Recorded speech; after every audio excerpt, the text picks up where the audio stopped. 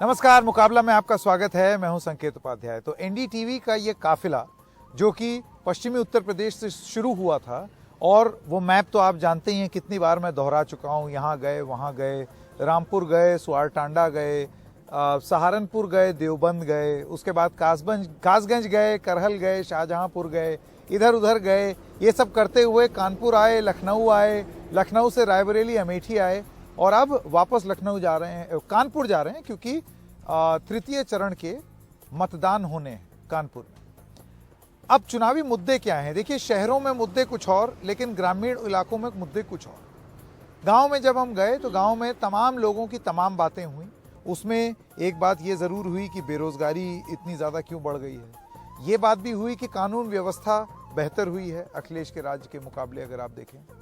लेकिन इन सब से बढ़कर जो कृषि क्षेत्र है, जो ग्रामीण इलाके हैं उत्तर प्रदेश के, फिर चाहे वो कहीं का भी गांव, रामपुर के पास के गांव हो, या सहारनपुर के पास के गांव हो, या फिर कासगंज के गांव हो, या करहल के गांव हो, कानपुर देहात के गांव हो, या रायबरेली अमेठी के गांव हो, हर गांव में एक कहानी बरकरार है और उससे हर किसान त्रस्त है, और वो कहानी है सांड। अब आप सोचेंगे ये कैसी कहानी है? जी हाँ, ये ग्रामीण उत्तर प्रदेश का सबसे बड़ा मुद्दा बन गया है। आवारा मवेशी, किसान करे तो करे क्या? फसल लगाए और उसके बाद फिर रात भर उठ करके चौकीदारी करे, मचान पे टॉर्च लिए कि कहीं कोई सांड तो नहीं घुस गया, या कोई आवारा मवेशी तो नहीं घुस गया, जो कि हमारा पूरा जितना हमारा प्रोड्यूस है वो सब चर जाए। इतना बड़ा मुद्दा बन गया है। यकीन जानिए, तब से गांव में घूम रहे हैं इतने दिनों से, एक बार भी हिंदू मुसलमान नहीं सुना है हमने गांव वालों से। सुना है तो उनकी परेशानी सांड से, आवारा मवेशी से। तो आज मुकाबला में यही हमारा सवाल होगा, क्योंकि हमारे हिसाब से जो हमने बातें की यहां पर लोगों से, हमको यही लगता है कि ये एक किसान की सबसे बड़ी पीड़ा है उत्तर प्रदेश में। तो ना हिंदू न मुसलमान, यूपी के देहात को परेशान कर रहे हैं सांड। और इसके लिए कौन सा राजनीतिक दल जिम्मेदार है और कौन सा राजनीतिक दल इसका समाधान दे सकता है? मैं स्वागत करना चाहता हूं हमारे मेहमानों का। सुजाता पांडे हैं, आप बीजेपी समर्थक हैं। आलोक वत्स, नेता भारतीय जनता पार्टी। धर्मवीर चौधरी, प्रवक्ता हैं बसपा के। और देवेंद्र सिंह यादव, पूर्व एमपी एटा से, समाजवादी पार्टी। आप सब लोगों का बहुत बहुत धन्यवाद। आप सब लोग भी जानते हैं कि ये ग्रामीण उत्तर प्रदेश का, देहाती इलाकों का एक बहुत ज़्यादा महत्वपूर्ण मुद्दा है। तो चलिए कार्यक्रम शुरू करते हैं, और इसका फॉर्मेट एकदम सिंपल है। सारे वक्ताओं को अपना शुरुआती वक्तव्य रखने के लिए 1 मिनट का समय मिलेगा। तो मैं सबसे पहले आलोक वत्स जी आपके साथ शुरू करना चाहता हूं। आपका 1 मिनट शुरू होता है अब। देखिए संकेत जी, सांड तो शुरू से विचरण करते हैं खुले में ही। कभी सांड को मैंने बांध कर कहीं रखते हुए नहीं देखा है। और रही दूसरे पशुओं की, गाय इत्यादि की, तो उसके लिए योगी सरकार में हर गांव से 2-3 किलोमीटर दूर एक गौशाला का निर्माण हुआ है, जहां पर ये गायें रहती हैं। पता नहीं अब इनकी तादाद कितनी है, कि अभी भी बहुत ज्यादा सड़कों पे विचर रही हैं। इसके लिए थोड़ा और भी गौशालाओं का निर्माण करना पड़ेगा, अगर ऐसी बात है तो। लेकिन बहुत हद तक इनको कैप्टिविटी में ले लिया गया है। सांड कभी भी कैप्टिविटी में रहा नहीं है, और उनकी जनसंख्या भी कोई इतनी ज्यादा नहीं रहती है। हर 2-3 गांवों पर एक सांड रहता है, ऐसा मानना है। हम लोगों के भी गांव में 2-3 गांवों पर 1-2 सांड रहते हैं। तो इससे कोई इतनी ज्यादा क्षति जितना बता रहे हैं आप नहीं होनी चाहिए मेरे समझ से। और हर गांव से करीब 1200 करोड़ रुपया के लगभग। जी आलोक वत्स जी, आपकी बात यही। वापस आऊंगा आपके पास। डॉक्टर देवेंद्र सिंह यादव, अब आपके पास आना चाहता हूं। शुरुआती वक्तव्य के लिए आपका 1 मिनट, क्या कहेंगे आप?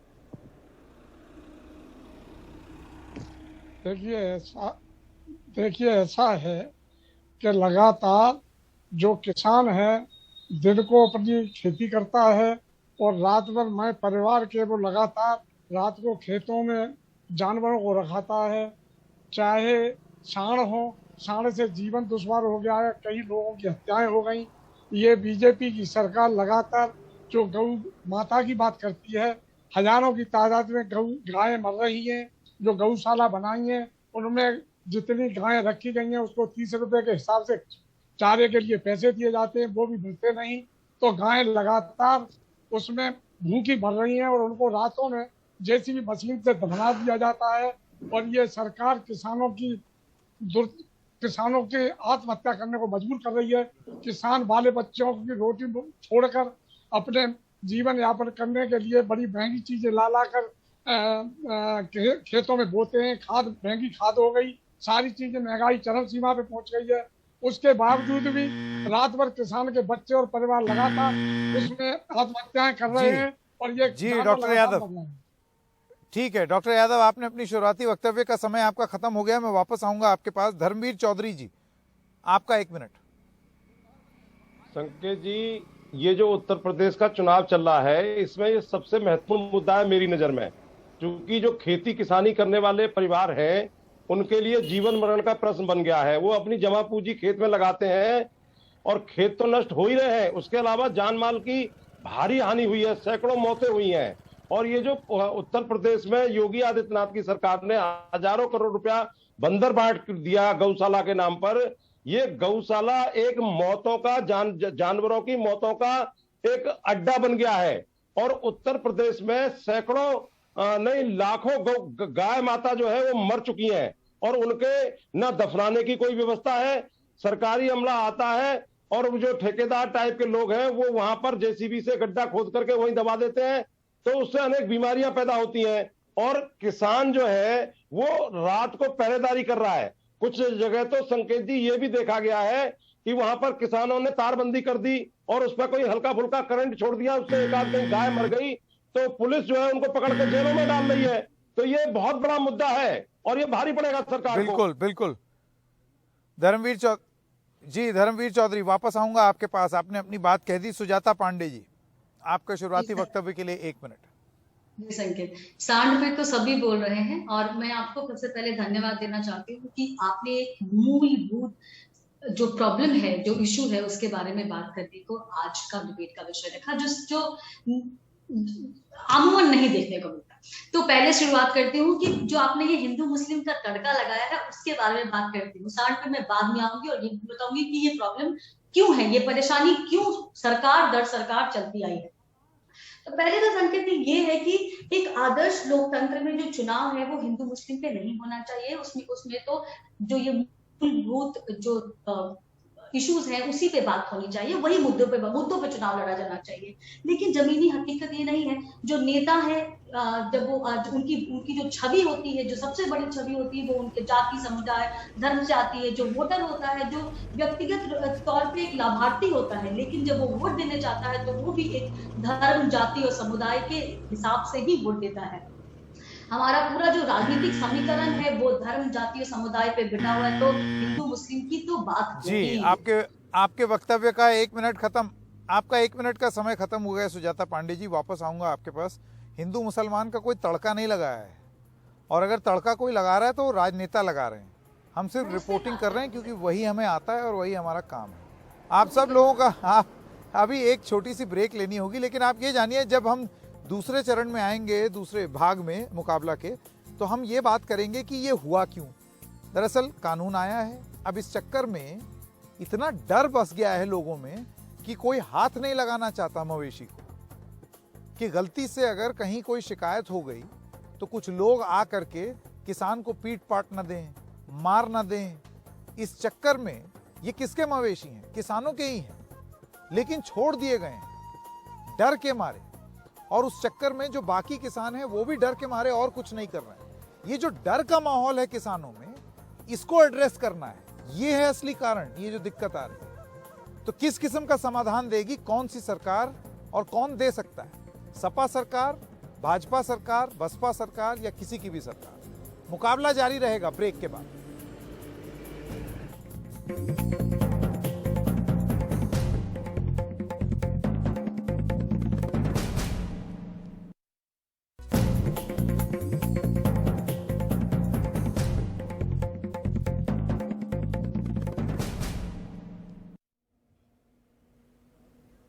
तो एक बार फिर से आपका स्वागत है मुकाबला में। तो सवाल हम यही पूछ रहे हैं कि ग्रामीण उत्तर प्रदेश का सबसे बड़ा मुद्दा क्या है? लोगों से बात करके तो पता चला कि ये जो आवारा मवेशी हैं, जो आवारा पशु हैं, जो खेतों में घुस जाते हैं, ये बड़ा मुद्दा है। लेकिन क्या ये चुनाव में वोटिंग का आधार बनेगा या नहीं, ये भी एक बड़ा मुद्दा है। मैं सबसे पहले आपके पास आना चाहता हूं आलोक वत्स जी, आप मुझे ये बताइए, जैसे कि अभी चौधरी साहब भी बोल रहे थे, इतना डर है किसानों को कि पता नहीं वो कुछ हाथ लगा दें, कोई शिकायत हो जाए, अगर वो इलेक्ट्रिक फेंसिंग से मर जाए कोई पशु, उसके बाद पुलिस आकर के पकड़ ले। ये क्या आधार क्या है? ये ऐसा क्या खौफ आपने किसानों में पैदा कर दिया है कि लोग डर रहे हैं पशु से? अच्छा, दूसरी चीज, मर और जा रहे हैं। जब वो जाते हैं अपने ही खेत को बचाने तो वो सांड जो है हमला कर देता है। कितने किसानों की मौत हो गई। देखिए संकेत जी, कुछ फ्रीक केसेस हुए हैं ऑल ओवर इंडिया, जहां पर लोग गाय को ले जा रहे थे, सांड को तो कोई ट्रक में नहीं ले जाता दिखा है, तो वहां पर कुछ मॉब लिंचिंग हुई है। ये पूरे इंडिया में कई जगह जगह पर हुई है और ये अराजक तत्वों द्वारा किया गया है। इसमें कोई ऐसा आदमी नहीं था जो किसी पार्टी से बंधा हो या कोई ये हो, ये अराजक तत्व थे। आलोक जी, मेरा सवाल सिर्फ इतना है, हो ये गया है कि आप जो भी मजबूत कदम सरकार उठाना चाहती थी, गौ माता की हत्या नहीं होनी चाहिए, हम उसके भी पक्षधर नहीं हैं, लेकिन ऐसा भी नहीं होना चाहिए कि आप किसान को इतना भयभीत कर दें कि वो मवेशियों से डरने लगे। देखिए, मैं इस बात से इनकार नहीं कर रहा हूं कि अभी इसके कारण एक डर का माहौल पैदा हो गया सब में, मेरे में भी ये डर का माहौल है कि कहीं अगर कोई बूढ़ी गाय वगैरह को लेके मैं कहीं जा रहा हूं, चाहे अच्छे नियत से भी जा रहा हूं, तो हो सकता है कोई मॉब मुझे अटैक करने की, साहब ये कोई गलत काम करने जा रहे हैं। ये एक डर का माहौल पैदा हो गया, इसको ठीक करना होगा और इसको ठीक हम ही लोग कर सकते हैं, सरकार नहीं कर सकती है। सरकार हर चीज में कहां तक आएगी? और ये गाय माता हमारी आस्था का प्रश्न है। तो क्यों? इसके लिए ये कानून तो सरकार नहीं बनाया है, ये समस्या सरकार के बनाए हुए कानून से आई है। ये डर का माहौल प्रशासन की वजह से आया है। प्रशासन सरकार के हाथ में। अगर आप यूपी की बात, सरकार चाहे तो ये डर खत्म कर सकती है। नहीं, अगर आप यूपी की बात करें तो यूपी में 1175 करोड़ के लगभग सिर्फ गौशाला निर्माण में खर्च किया है योगी जी की सरकार ने। और वहां पर अरे तो गौशाला की भी रिपोर्ट हमने आपको दिखा दी। गौशालाओं की कौन सी बड़ी अच्छी हालत है? आप कहीं भी चले जाइए, लगातार अलग अलग जगहों से उत्तर प्रदेश के, मैं डॉक्टर यादव के पास आना चाहता हूं। डॉक्टर यादव, ये गौशालाएं कौन सी बड़ी आदर्श गौशालाएं हैं?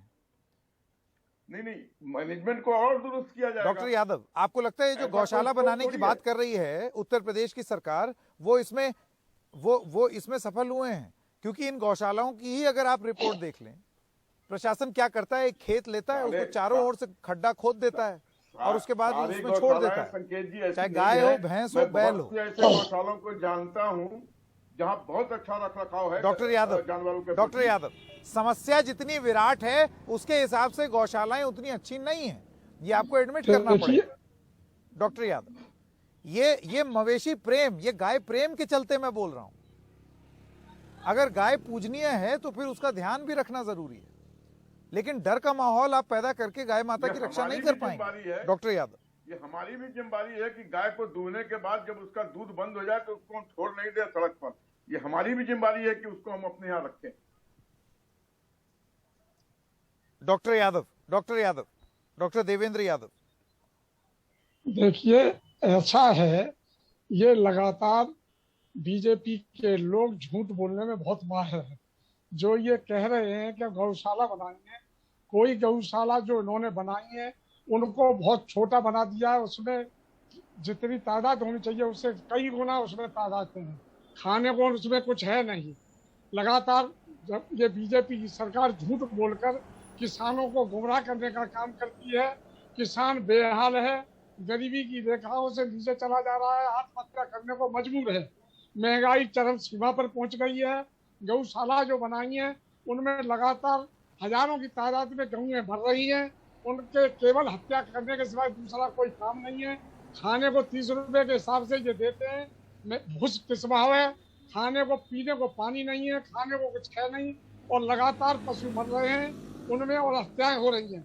ये बीजेपी के लोग गुमराह करके केवल गौशाला का नाम ले रहे हैं, लेकिन गौशाला में कोई भी जगह उसके पालन पोषण के लिए न कोई आदमी है, न पानी पिलाने वाला है, न उसको चारा डालने वाला है। और न चारा मिल रहा है। लिहाजा किसान हमारा पशु खेतों में घूम रहे हैं, भारी तादाद में गायें और जानवर और सांड क्षेत्रों में घूम रहे हैं, सड़कों में घूम रहे हैं। और किसान बेचारा गरीब रात को जब कहीं खेतों पर रखवाली हो जाता है तो सांड उनकी हत्या कर देते हैं, बच्चों को मार देते हैं। इस बिना खौफ और डर पैदा कर दिया है इन्होंने। तो तार लगा नहीं सकते, अगर कहीं किसी गाय के या जानवर के बैल के कहीं कोई खुच्चट हो गई तो मुकदमा कायम हो जाता है। गरीब किसान पुलिस वाले उस पर अगर लूटते गरीब हैं, किसान किसानों अगर का कुछ पैसा उगाना चाह रहा है अपने खेत में, आप बताइए आज की डेट में इन मवेशियों से बचने के लिए चौधरी जी अब जो इन्वेस्टमेंट है, जो आपको लागत लगेगी, उसमें आप सोचिए उतनी तगड़ी अगर वो फेंसिंग लगाने लगे तो क्या वो खाएगा, क्या लगाएगा, क्या उगाएगा, क्या बेचेगा? सब तो तार बांधने में ही चला जाएगा और उसमें भी कोई गारंटी नहीं कि आप पशु रोक पाएंगे या नहीं। पशु रोक पाएंगे, मैं यही कह रहा हूँ। तो जो ये सरकार है इसने किसान को इतना बर्बाद और बेहाल कर दिया है कि किसान के पास सिवाय आत्महत्या करने के बाद कोई चारा ही नहीं रह गया है। और ये झूठी धर्मवीर चौधरी जी जी संकेत जी जी संकेत जी धर्मवीर चौधरी, हाँ आपसे सवाल। संकेत जी, एक तो मैं थोड़ा मुझे आपत्ति है कि आपने कहा कि गौ माता, तो गौ माता है तो ये सांड हमारा पिताजी है और भैंस हमारी मौसी है, इसका मतलब तो आप पूरा सेंटेंस बोले। तो गौ माता नहीं है, ये एक जानवर है, दुधारू जानवर है। जो गाय दूध देती है वो एक पशु है, मवेशी है। नहीं देखिए ऐसा है, एक सेकंड धर्मवीर चौधरी जी, धर्मवीर चौधरी जी, धर्मवीर चौधरी जी, मैं आपको बताता हूं ये व्याख्या क्यों। हिंदू अगर हिंदू, एक सेकंड, अगर हिंदुओं, देखिए आप इस चीज से भी नजर नहीं मोड़ सकते कि हिंदुओं के लिए गाय पूजनीय है। अरे मैं तो ये आप कैसे कह सकते हैं? मेरी बात संकेत जी, गाय पूजनीय है, सबसे बड़ा हिंदू कौन होगा? लोग इसमें विश्वास रखते हैं, आस्था है लोगों की, उस आस्था को ठेस नहीं पहुंचाया जा सकता, लेकिन उस आस्था को बनाए रखने के लिए ऐसा खौफ ना पैदा कर दीजिए। आप आस्था के प्रश्न पर उंगली उठा रहे हैं, ये हिंदुओं का अपमान है। मैं तो उन मनुवादियों पर उंगली उठा रहा हूँ जो गाय को माता नहीं, इससे पहले कि बदबू आती है, हम लोग उठा रहा हूँ। जो दलित के हाथ लगाने से तो धर्मवीर चौधरी जी, जब गौ माता बोला गया तो वो पीने का प्रयास करते बहुत सारे हिंदुओं के विश्वास, मुझे उससे आपत्ति है, को गलत तरफ मोड़ के ले जा रहे हैं। नहीं, मैं तो संकेत जी को यह कहा है कि गौ माता नहीं है, वो एक जानवर है। ये डिबेट का मुद्दा था ही नहीं धर्मवीर चौधरी। गौ माता है तो भैंस हमारी नहीं, वो जानवर है जो कि पूजनीय है। भाई मुझे धर्मवीर चौधरी जी, ये आप किस दिशा में ले जा रहे हैं डिबेट? ये डिबेट नहीं है। आस्था का प्रश्न है। गौ पूजन जो है वो होता है, गांव में होता है, लोगों की आस्था है इसमें, हम इस पर बहस नहीं कर रहे हैं। ये बहस का मुद्दा नहीं है धर्मवीर चौधरी जी। बहस का मुद्दा ये है कि आप इस हद तक नहीं ला सकते आप और लागू कर सकते कानून कि गांव में इतना दहशत फैल जाए कि किसान परेशान होने लगे। आप किसान के पॉइंट ऑफ व्यू से सोचिए। ये जो गौ और सांड घूम रहे हैं, ये खाली खेतों को नष्ट नहीं कर रहे हैं संकेत जी। जब इनके झुंड खेतों से भगा दिए जाते हैं तो वो सड़कों पे आ जाते हैं और लंबी कतारों में 100 50 की गिनती में जो है वो अवरोध कर देते हैं यातायात को। और अभी जो है हमारे गांव में एक 15 साल की लड़की एक सांड से बचने के लिए ट्रक से कुचल गई, तो किसकी गलती थी? ना तो वहां कोई पुलिस वाला था। और जो ये मॉब लिंचिंग करते हैं हिंदू वाहिनी और ये जो इस तरीके के बीजेपी के संगठन के समर्थक लोग जो करते हैं वो भी वहां पर नहीं। यही मैं कह रहा हूं, ये है खौफ का माहौल। तो ये है खौफ का माहौल। तो आलोक वत्स और सुजाता पांडे, मैं आपके पास आना चाहता हूं। बिना आस्था और हिंदू मुसलमान में गए, क्योंकि इस तरीके की बहस हमको नहीं करनी। आलोक वत्स और सुजाता पांडे एक एक करके बिना आस्था पर सवाल उठाए, सुजाता पांडे बिना आस्था पर सवाल उठाए, क्योंकि हम अपनी डिबेट से भटक जाएंगे। हम बात कर रहे हैं कि किसानों को क्या तकलीफ हो रही है। आप कोई कानून लाए, ठीक है, एक सम्मान करने के लिए आप एक कानून लाए, लेकिन जो उसके परिणाम हो रहे हैं जमीन पर, उसको रोकने के लिए सरकार क्या करेगी और क्या समाधान आगे होगा? क्योंकि आज की डेट में किसान दहशत में है, ये झुटलाया नहीं जा सकता। नहीं, ये इस बात को बिल्कुल झुटलाया नहीं जा सकता। ये जो आवारा पशुओं की का जो इशू है वो है, लेकिन ये भी सच है संकेत, अगर आप डेटा भी देखेंगे, लाइव स्टॉक सेंसस जिसका आपने रेफरेंस भी दिया अभी, कि ये जो या आवारा पशुओं की वृद्धि हुई है, ये सिर्फ बीजेपी के कार्यकाल में 17 के बाद नहीं हुई है, ये पहले से हो रही है। इसके दूसरे कारण है जिसके बारे में मैं चर्चा करूंगा, जो राजनीति से बिल्कुल परे है, और अगर हम इस पे राजनीति नहीं करेंगे, इसके जड़ में जाएंगे, तभी हम इस समस्या को कभी भी सुलझा पाएंगे। इसका पहला जो रीजन है, सुजाता जी, ये कहना कि ये समस्या पहले से थी, ये समाधान नहीं है। ये दिक्कत अब किसानों को ज्यादा हो रही है और उसके कई सारे कारण हैं, उसमें सबसे बड़ा कारण है दहशत। मैं ये पूछना चाहता हूँ कि क्या समाधान है इसका? कारण सिर्फ काउ स्लॉटर को रोकना नहीं है। अगर आप खुद पत्रकार है, आप तो घूम रहे हैं यूपी में, आपको पता होना चाहिए कि सबकी जो ये सब आवारा पशुओं की जो परेशानी हुई है और जो बढ़ती दिखाई दे रही है, वो दूसरे राज्यों में भी है, वो वेस्ट बंगाल में है, वो ओडिशा में है, वो बिहार में है, वो मध्य प्रदेश में है, सब जगह है। पहली बात। दूसरी बात ये कि ये तब ज्यादा हो जाती है जहां पे पानी की कमी होती है, क्योंकि पानी से कमी की वजह से चारा नहीं होता, और चारे की कमी की वजह से किसान जो ये आवारा जो पशु जो उनके लिए दुधारू नहीं होते या बूढ़े हो जाते हैं, ये एक कारण हो सकता है, ये सबसे बड़ा कारण नहीं है, क्योंकि इससे पहले आवारा पशु एक दिक्कत थी, लेकिन ये अभी बहुत ज्यादा बड़ी दिक्कत हो गई है। वहां पे भी बहुत सारे आवारा पानी तो सूखा तो हर समय उत्तर प्रदेश के कई इलाकों में पड़ता था, इसीलिए तो सरकार कोई आज पहली बार थोड़ी सूखा पड़ रहा है इन 5 सालों में। आपके जानकारी के लिए बता दूं कि सरकार ये आपने कहा आपने गौशाला बनाई, गौशाला की स्थिति देख लीजिए। मेरा ये कहना है कि समाधान अगर निकले तो अच्छा समाधान निकले, और अगर उसमें कुछ त्रुटियां हैं तो उसको आप सुधारें। क्यों डब्बे में बंद रखा? उसको सरयू प्रोजेक्ट कब की 70 का प्रोजेक्ट क्यों बंद रखा? अगर आज हम सारी नदियों को जोड़ देते तो ये सारा प्रॉब्लम होता ही नहीं। पर यहाँ पे बीएसपी और एसपी वाले आते हैं। अब ये आप कहाँ बात ले गई कि यहाँ पे मॉब लिंचिंग हो रही है। मैंने किसानों से बात की हुई है सुजाता पांडे जी, सुजाता पांडे जी, मैंने जी नहीं, किसानों से हमने बात की हुई है। आवारा पशु की दिक्कत सबसे ज्यादा उसके पीछे कारण है। सुजाता जी, आपको अब सुनना पड़ेगा, आप बहुत देर से आपने बहुत देर से अपनी बात रख दी। एक सेकेंड, मैं इस डिबेट में हम नहीं पढ़ेंगे, इस डिबेट में हम नहीं पढ़ेंगे। सुजाता पांडे जी प्लीज रुक जाइए, मैं ब्रेक ले रहा हूं। आप नहीं रुक रही हैं, मुझे ब्रेक लेना पड़ेगा। देखिए सीधी सी बात है, मैंने बोला था इसको हिंदू मुसलमान गौ माता ये वो मैं उसमें नहीं पढ़ना चाहता। जो है आस्था का प्रतीक है, फैसला ले लिया गया है, लेकिन दहशत का माहौल नहीं हो सकता है कि किसान जो है वो इतना मजबूर हो जाए कि खुद मर जाए, रात रात भर चौकीदारी करे अपने ही खेत की, और उसके बाद फिर अगर गलती से कुछ हो जाए तो उसको परेशानी भी हो। ये रिस्पांस किसी सरकार का नहीं हो सकता। आप ये किसान विरोधी बात हो जाएगी। एक छोटे से ब्रेक के लिए रुक रहे हैं, मुकाबला जारी रहेगा। छोटे से ब्रेक के लिए रुक रहे हैं, मुकाबला जारी रहेगा। हिंदू मुसलमान की तरफ डिबेट नहीं जाएगी। ये डिबेट सांड और जो किसानों की तकलीफ है उस पर सीमित रहेगी। इसमें कोई धर्म की बात नहीं आएगी, इसमें कोई हिंदू मुसलमान नहीं होगी, क्योंकि किसानों की दिक्कत है ना हिंदू ना मुसलमान। देहात में सबसे बड़ी दिक्कत है सांड, ये जान लीजिए। ब्रेक के लिए रुक रहे हैं, अभी हाजिर होते हैं।